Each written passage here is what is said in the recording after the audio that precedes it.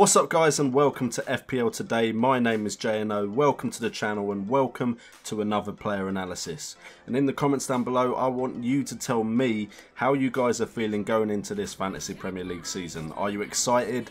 Are you pumped? Are you ready to do better than we did last season? And on top of that, if you want to support the channel, and we're getting to that point of the season where we're going to start rising in views and hopefully subscribers, make sure to hit that like button. And of course, if you're new, subscribe, and let's get into the video. Okay, so we today are looking at Jordan Pickford, who made the move from Sunderland to Everton for 30 million. Quite a hefty price tag, and there's been some stuff in the papers about whether someone of Jordan Pickford's age can deal with the pressure associated with such a hefty price tag. Jordan Pickford himself has said he's not even bothered about the price tag. He's going to just carry on doing his job, but we shall see if the pressure does get to him. But we are going to look at what he was like as a player at Sunderland and also at Preston, where he was on loan 2 seasons before he really came into prominence as a goalkeeper for Sunderland in the Premier League. Before we get into that, we're going to look at his strengths, his weaknesses and his style of play, and all of this comes from whoscored.com, so go check them out if you want to do your own research. His strengths are long passing and close and long range shot stopping.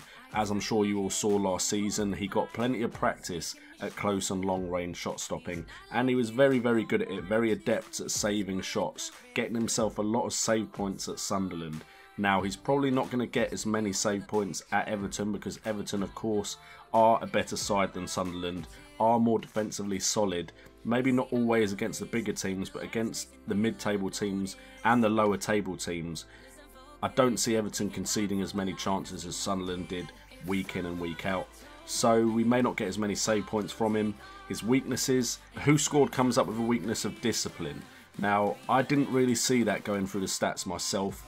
He's not a yellow and red card magnet per se, so I don't know if it means like he rushes off his line a lot or anything like that, but I don't personally see that as an issue myself.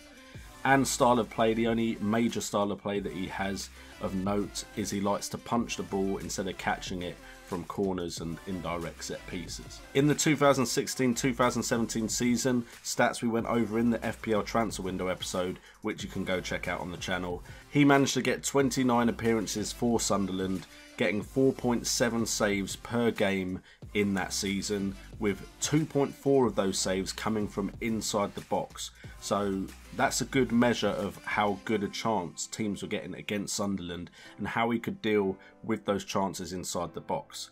He got 3 Man of the Match awards that season as well and managed to get an average rating of 7.04 for the entire season. Now, for a team that did as dire as Sunderland did last season, that is a pretty good average rating. Of course, goalkeepers can often get better average ratings because they're in weaker sides. So his performances may drop and hence his bonus points may drop now he's moving to Everton. So for me personally, there could be better options out there depending on how Everton do during the season. Now, if Everton get clean sheets every week, then bonus points and save points will be negated. So you have to keep an eye on that as the season progresses. The only other major season where he had a lot of fixtures played was when he played for Preston in 2013-2014. In that season he had 24 appearances, and as we can see he had a lot less to do when he played for Preston, as he had to make 2.5 saves per game and saves inside the box went down to 1.4.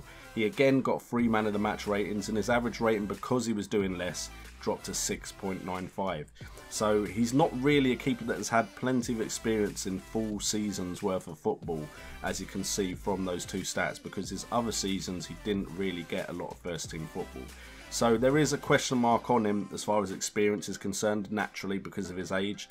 And personally, as an FPL player, I don't see him being a better option than the likes of Tom Heaton, Ben Foster, teams that can keep clean sheets but will also concede chances.